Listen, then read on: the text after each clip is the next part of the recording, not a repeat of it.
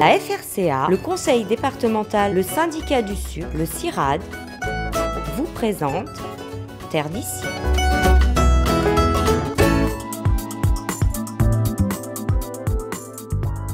C'est un véritable village de la connaissance qui a été installé sur le site de l'Armée-Flore à Saint-Pierre.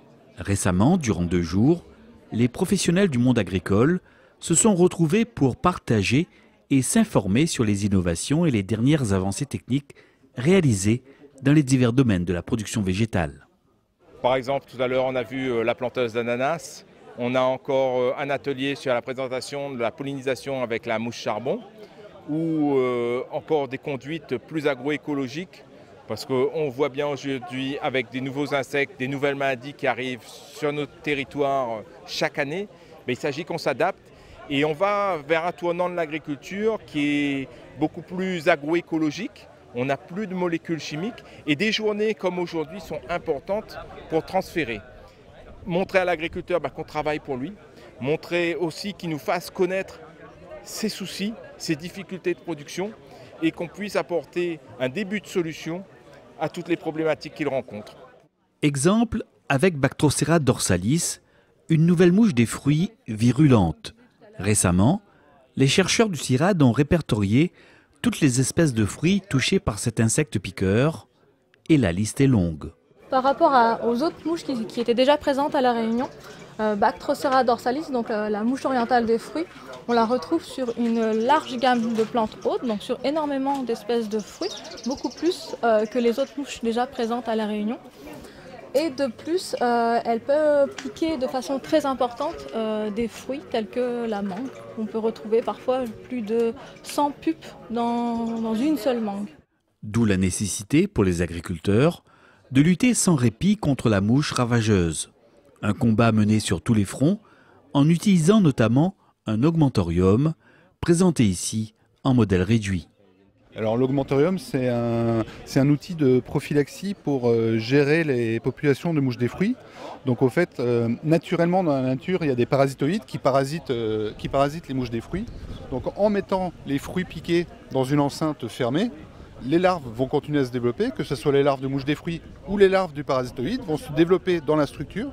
Par contre, grâce à une maille d'une taille spécifique, la mouche des fruits va rester enfermés dans la structure, quelle que soit la structure, on a différents modèles. Par contre, les petits parasitoïdes, comme on peut le voir ici, eux vont pouvoir sortir et se redévelopper et refaire leur travail et aller parasiter d'autres œufs et d'autres larves de mouches des fruits.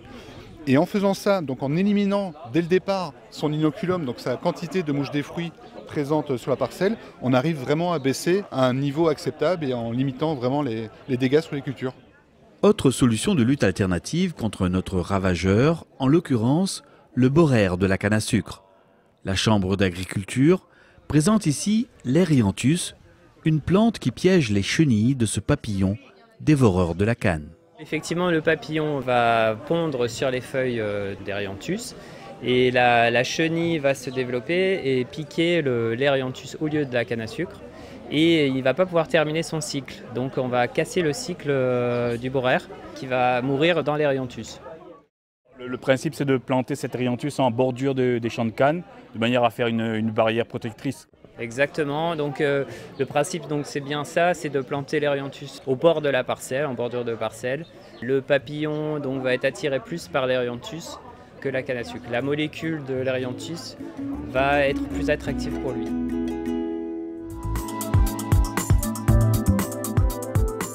Avec cette 4e édition, les rencontres agrofertiles sont désormais bien ancrées dans le paysage agricole réunionnais.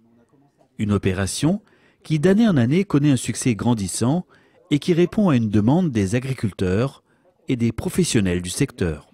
On est à un vrai tournant de l'agriculture aujourd'hui. On le sent bien, retrait des molécules, on se pose des questions sur quoi produire demain. On est avide de renseignements, on est avide d'informations et on a besoin de contact direct avec la recherche, avec les fournisseurs. Aujourd'hui, on a la chance d'avoir aussi un village de fournisseurs. On a la chance d'avoir le CIRAD en partenaire, la FDG Don, évidemment l'ensemble des techniciens de l'Armée-Flore et tous les partenaires qu'on peut avoir à La Réunion. Venue tout spécialement de Belmen-Saint-Paul, Annick Dorla est à la recherche de semences de légumes longtemps. Monsieur, celle-là j'aimerais avoir.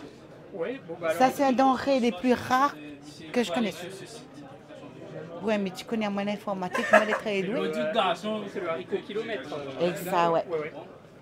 Alors, madame, vous avez l'air de vous connaître en tout ce qui est les légumes longtemps. Pas tout, hein. Partie, ouais. Ouais, une partie. Alors, qu'est-ce que vous pouvez dire à nous sur ce haricot kilomètre là, alors? Ah, ben, celle-là, ils mangent comme haricots mangent toutes. On mange tendre et on mange sec et on mange aussi jaune. Donc on mange tout. À La Réunion, le CIRAD assure ainsi la conservation et la diffusion de ces semences de légumes longtemps en partenariat avec le Centre de ressources biologiques Vatel. Ce centre de ressources biologiques Vatel, sa vocation c'est effectivement de conserver pour la recherche, mais aussi pour les particuliers, les agriculteurs, conserver des ressources génétiques qui sont qui ont été classiquement cultivées par le passé à La Réunion. Donc en particulier, c'est légumes longtemps, à multiplication végétative ou à graines. Mais dans le CRB, on conserve aussi des variétés d'ail et de vanille. Filière porteuse et en plein développement, la culture des plantes endémiques médicinales intéresse de plus en plus d'agriculteurs qui souhaitent se lancer dans cette production. Moi, je voudrais justement avoir des renseignements concernant les plantes médicinales parce que j'ai une culture au niveau de la canne à sucre et je voudrais faire une diversification justement sur les légumes longtemps, les fruits longtemps et surtout aussi au niveau des plantes médicinales éventuellement qu'il y aurait à l'arrêt. D'accord, alors je ne sais pas si vous avez un petit peu lu ou vu ce que l'Armée Flore faisait. Donc, oui, j'ai lu un petit peu en gros, oui. Alors nous, on est dans l'objectif global de préserver le patrimoine endémique de l'île, donc pour limiter les cueillettes sauvages. Donc nous, on étudie comment mettre en culture les plantes médicinales qui ont été inscrites à la pharmacopée depuis 2013. Donc elles sont au nombre de 22, vous avez la planche ici. En tout cas, c'est une filière qui paraît intéressante. Qui paraît intéressante et qui revient surtout sur les plantes endémiques, c'est tout ce qui est culture de longtemps, les tisanes, et que ce soit aussi au niveau des légumes longtemps et tout autre. Donc, il y a beaucoup de monde qui recherche et on ne retrouve pas. Donc voilà, tout à fait. Il faut remettre tout ça en avant et surtout pour que les enfants puissent connaître aussi et puis aller un peu moins chez le médecin. Voilà.